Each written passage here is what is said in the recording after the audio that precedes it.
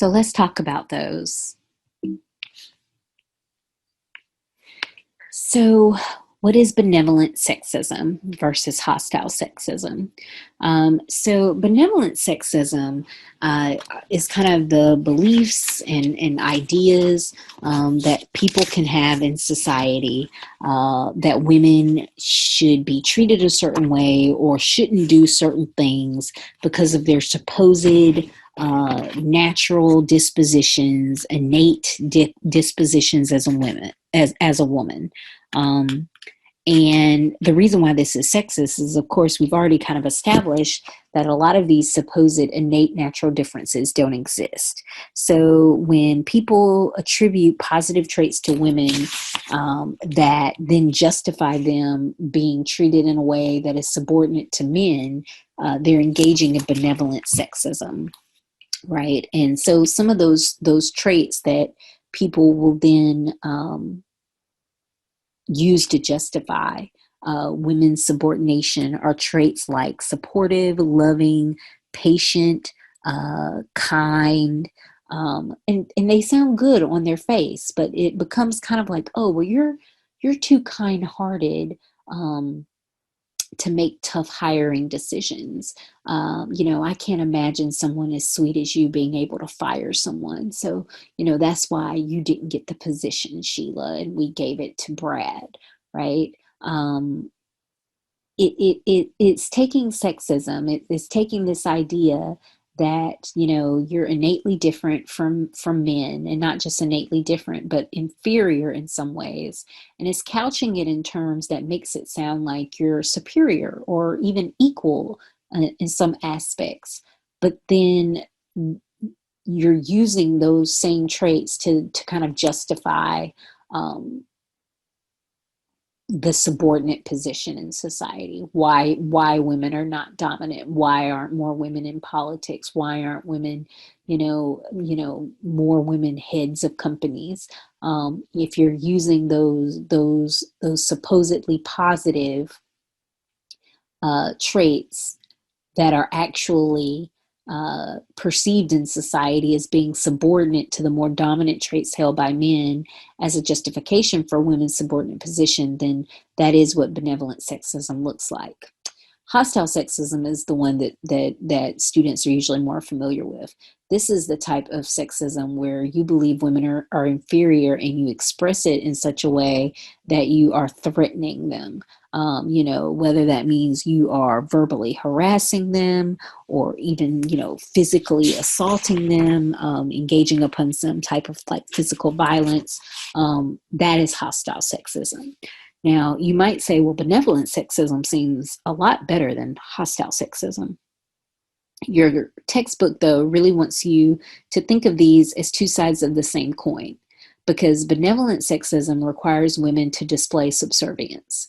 And as long as you do that, the reward is going to be men's approval, protection, support. To a certain extent, we call this chivalry. But if you don't display this subservience, what you're risking from some men in some contexts is outright hostile sexism. So, think about it. If a guy shouts out at you, "You're too pretty to not smile," that's benevolent sexism. If you smile back and he is like, "Looking good, beautiful," by complying with that benevolent sexism, you receive that societal reward. Now, if instead of smiling when he makes that comment, you frown further, or you roll your eyes and ignore him, or maybe, even flip him off, now what you're risking is that benevolent sexism turning into something more hostile. Maybe he calls you a bitch or a cunt, or maybe he even then starts following you for a few blocks, making threatening comments. I give that example because it happened once to me. So yeah, I'm well aware, and I'm sure I'm not the only person that has a story that shows, how very easily that switch can be flipped, where benevolent sexism, if you don't provide the right subservient submissive response can easily become hostile sexism. And so this is what your book means on page 173 when it says benevolence isn't a kindness, it is a trap. Because what it does is it positions men as both the savior protector as well as the threat danger. And the thing is you don't necessarily know what to do and who to trust, because it isn't just some men are savior protectors and some men are threats and dangers. It's the idea that the same man can easily move from being a savior protector into a threat danger based on his perception of you, of your level of subservience, of your level of vulnerability, and how you respond to him. And so all of this just relates back to power relations. And so I just want to recall, we discussed the hierarchy of masculinity model in the last chapter.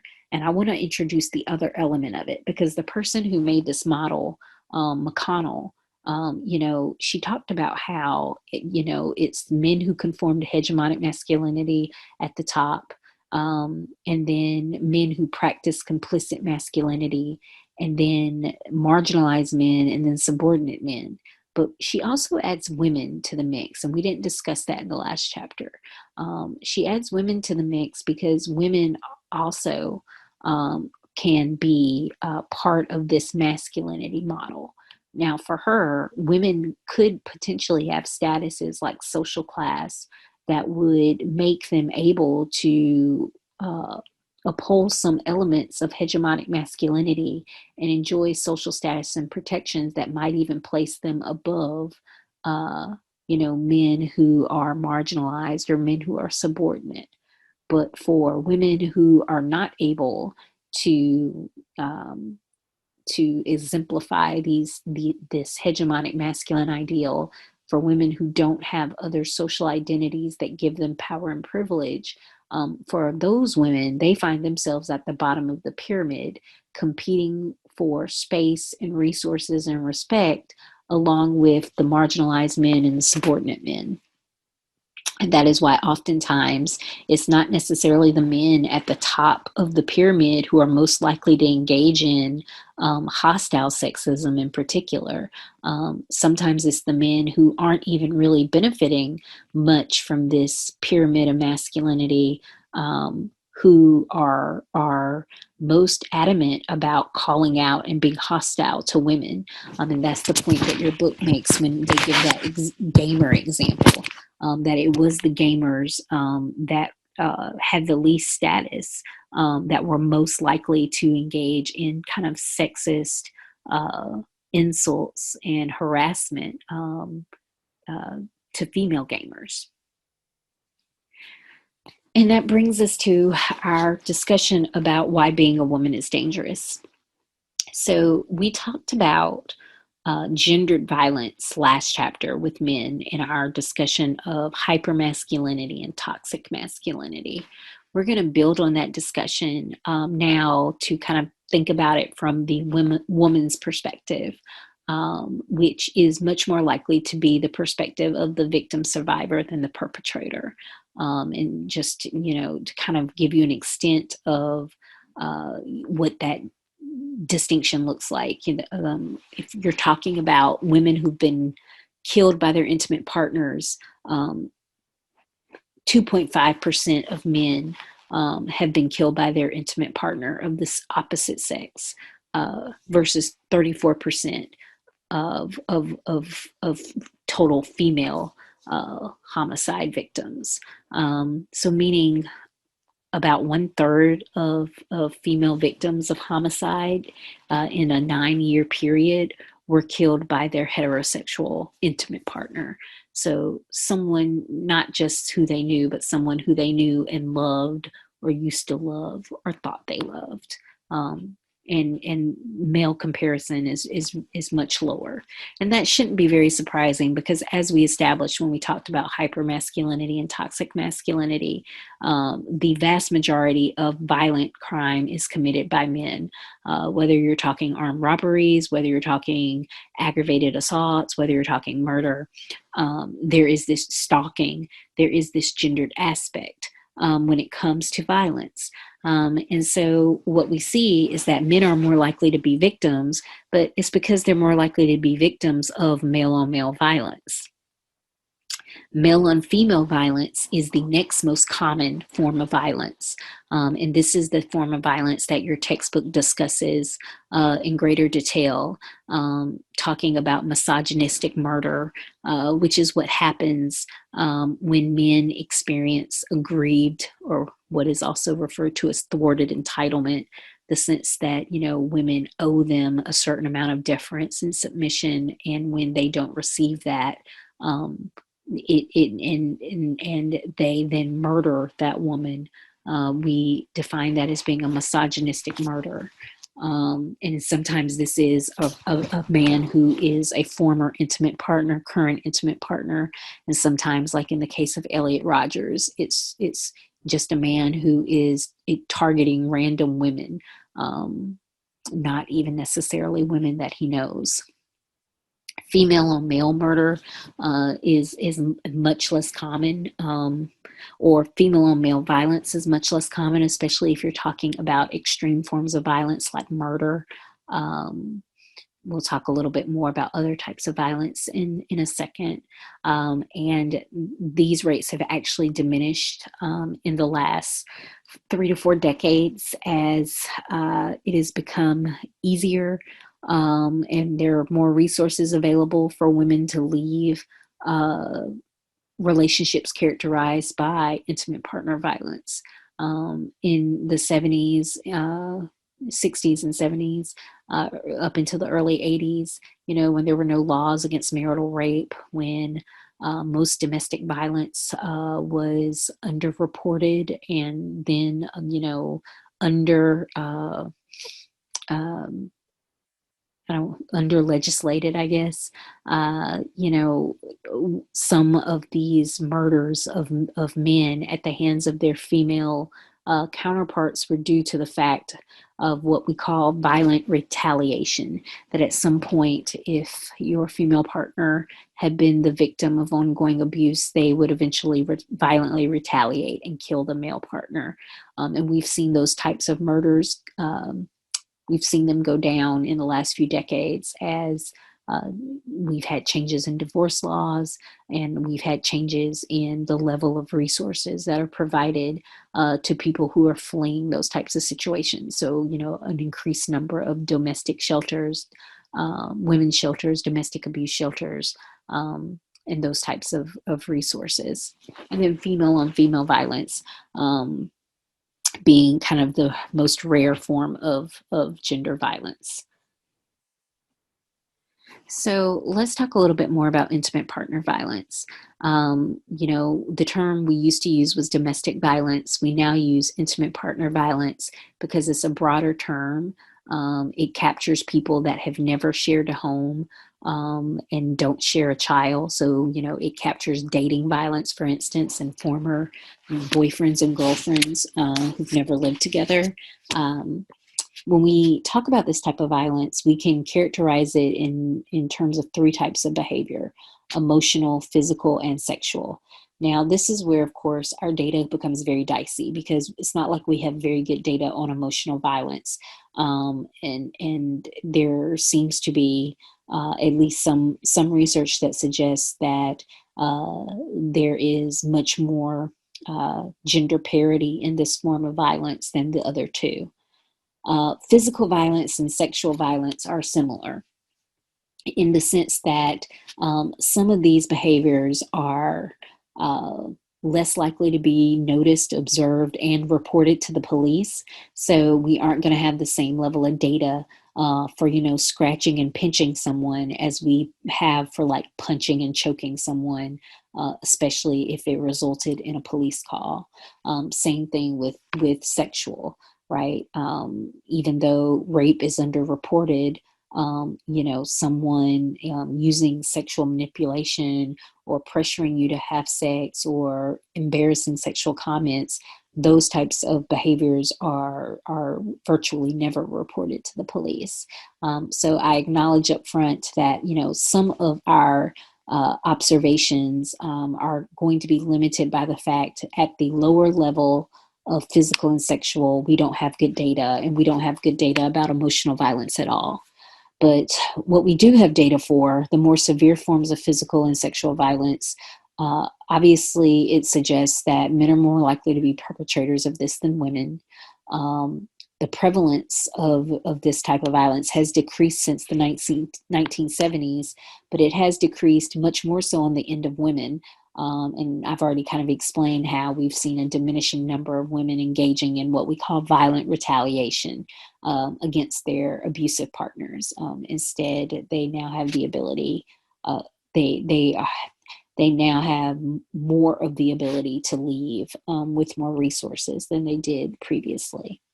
So when we're talking about violence, defining, what that violence looks like, what it consists of, helps us make more sense of it.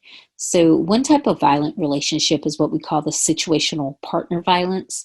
This is the type of violence where, this is a couple where, they're always yelling at one another, insulting one another, shoves, maybe slaps or pinches. It never seems to escalate to severe levels of violence, but it also seems to be ongoing and consistent.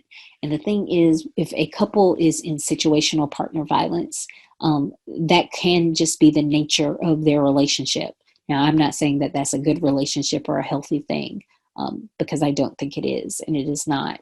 But what I'm saying is that just because someone has a relationship that is characterized by situational partner violence doesn't mean that it necessarily is going to become what we call intimate terrorism, which is much more intense and severe in its levels of violence as well as in its consequences. And I will talk about it more on the next slide. But before I do, I just want to say that there is another form of intimate partner violence that has become more prevalent than it has in the past, and that's what we call family annihilators. This is a violent act where you don't just kill your intimate partner, but you kill your dependent children, and you also sometimes commit suicide. When this happens, it is more likely to be men, which isn't to say that women never engage in this type of act, because I can certainly think of a couple of situations from the last few years where I read news stories about women, killing their children, killing their partner.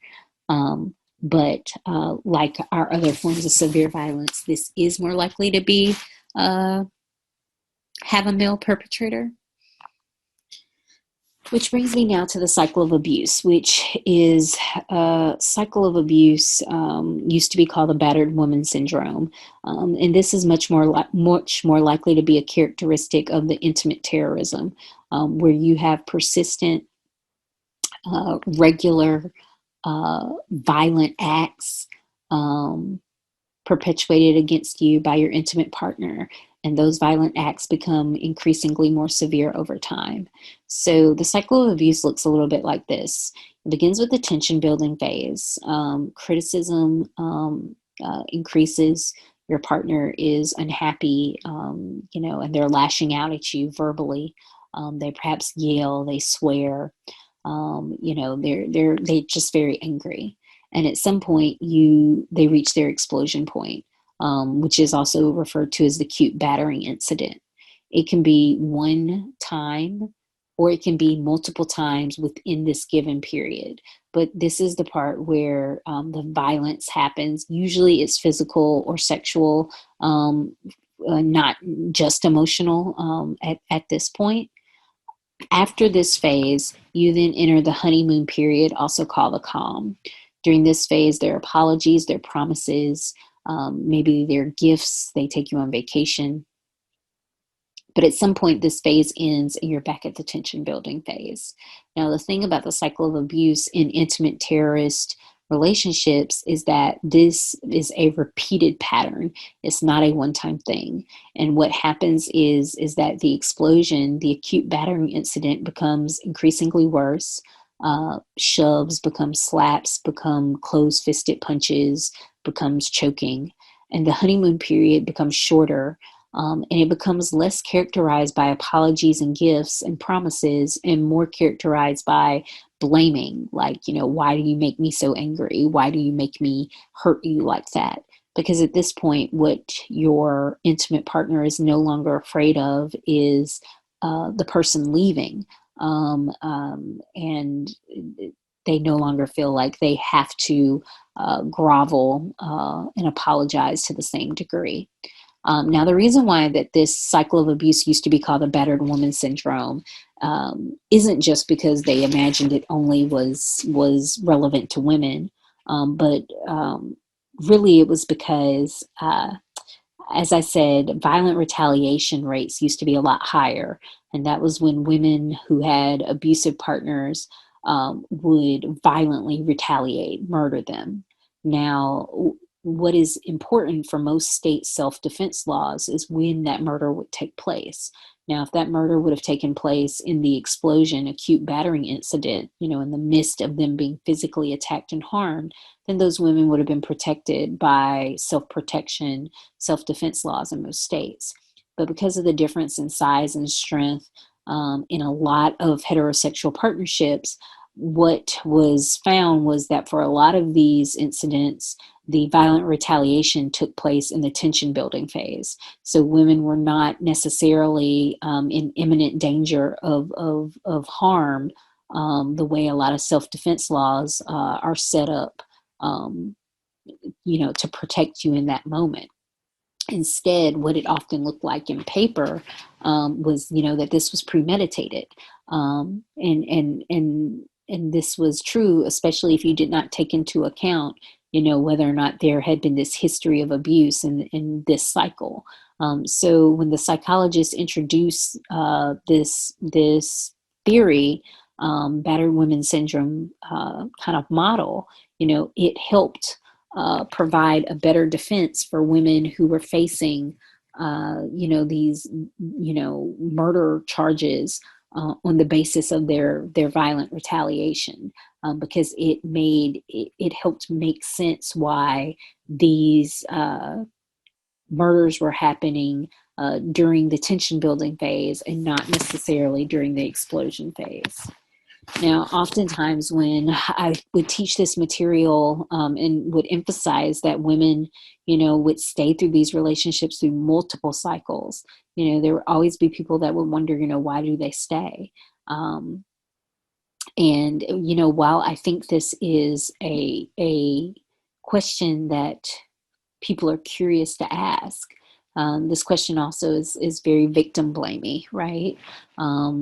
Because there are a lot of reasons why these women stay, related to self-esteem, related to actual financial need, related to their children, in some cases fear, because, in the year and a half after you leave your abuser, that's actually the most dangerous time period. They are more likely to kill you during that time period than when you were actually together. Oftentimes they had been isolated. They felt shame. They felt guilt. So, I give you an article that kind of highlights why women stay. And this was in reference to the hashtag that went viral, hashtag why I stayed. And I give you that infographic that provides you just some kind of numbers about just how viral, how important, how much that hashtag resonated with so many people.